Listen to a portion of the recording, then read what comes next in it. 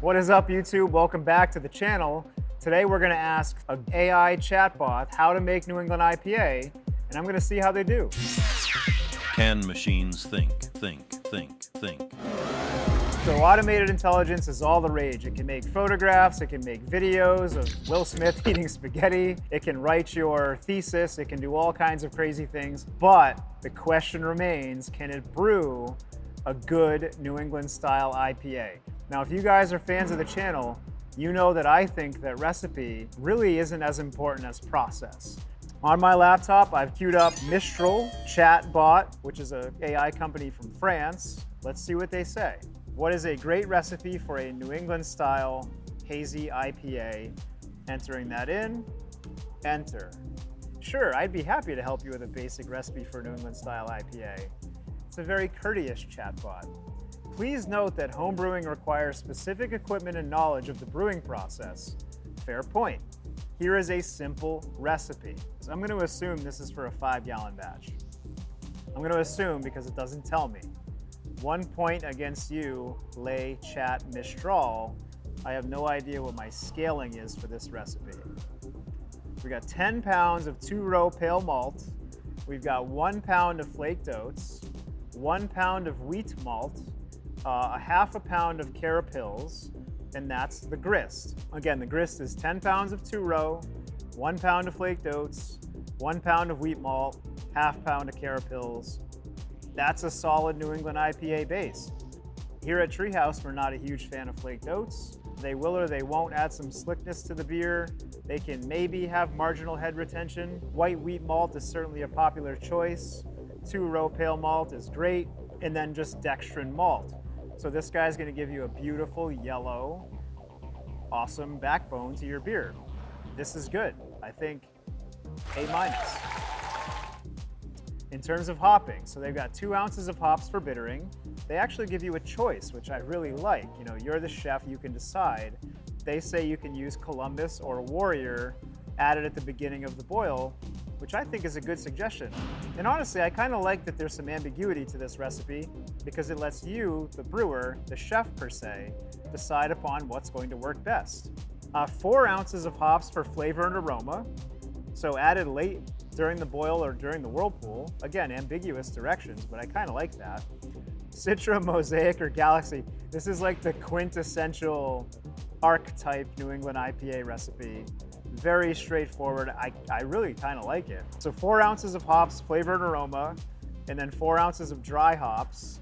Same as the flavor and aroma hops added during fermentation, which whether you add them during fermentation or not, I think having about the same amount as your whirlpool is decently sound advice.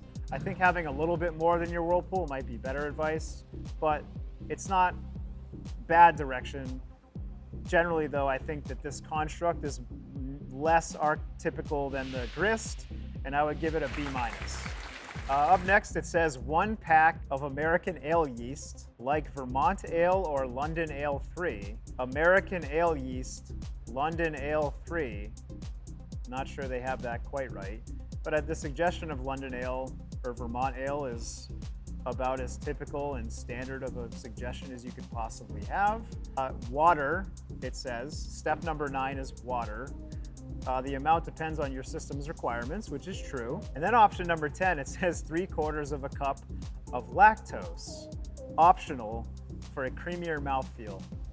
I'm not sure how this large language model is pulling lactose into the idea for a New England IPA, but there it is, and don't do that. F-. No lactose. No lactose at all. Mash the grains at 152 for 60 minutes. Sparge the grains. I love how ambiguous it is. It's just like sparge the grains. Sparge the grains. You know how to do that, right? And then in the same sentence, bring the wort to a boil. Sparge the grains, bring the wort to a boil. Normally that's a much larger explanation, but this is straight and to the point. Add the bittering hops at the beginning of the boil, of course. Boil for 60 minutes. Add flavor and aroma hops in the last 15 to 20 minutes. That's interesting because it doesn't mention anything about the whirlpool. It says just to add them around 15 or 20 minutes. And I wouldn't recommend adding all of your hops at that time, but adding some of your hops at that time is decent advice. After the boil, cool the wort quickly to 68 degrees Fahrenheit, transfer to a fermenter, aerate the wort and pitch the yeast. This is all very typical sound advice. Ferment at 68 degrees for about a week, then add dry hops and let it sit for another 3 to 5 days. After the fermentation is complete, cold crash the beer to help it clear and settle. Package the beer, carbonate, and enjoy. These language models are funny because there's always, if you pay close enough attention, you can always recognize that it's inhuman because it makes inhuman mistakes. No one would ever suggest that a New England IPA should clear and settle as part of a cold crash. It might condition, but the word clear kind of leads me to believe that this is a robot, not a human. Anyway, I like this one. Overall, it's a very standard, straightforward idea of a New England style IPA that's being pulled from many different places. And if you were to follow it to your own process using your own equipment by adding Citra, Galaxy, and Mosaic, you're gonna get yourself a perfectly fine, palatable, and tasty New England style IPA. Overarching themes here, very generic ideas, very generic recipes. Automated intelligence is limited, right? And as a layperson, if you were to punch into these chatbots, make me a New England IPA recipe, you might be impressed by the outcome. But as a brewer whose profession it is to understand these recipes and write these recipes, understand process deeply, these are very juvenile outputs, and they express the limitations of what I think automated intelligence can do, not only for brewing, but for art and for videography and for writing and all those things. Who's to say in the future it won't improve? But on a general note here, this is relatively lacking.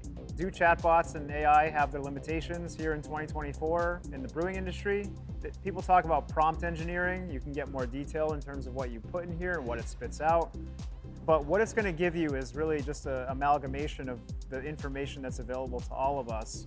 And to me, there's a loss of humanity here that's apparent when you read what this thing outputs. So I'm not sold on AI in terms of being useful in brewing at this moment. I want to thank you guys for watching. Get subscribed to the channel, and we'll see you in the next one. Be good.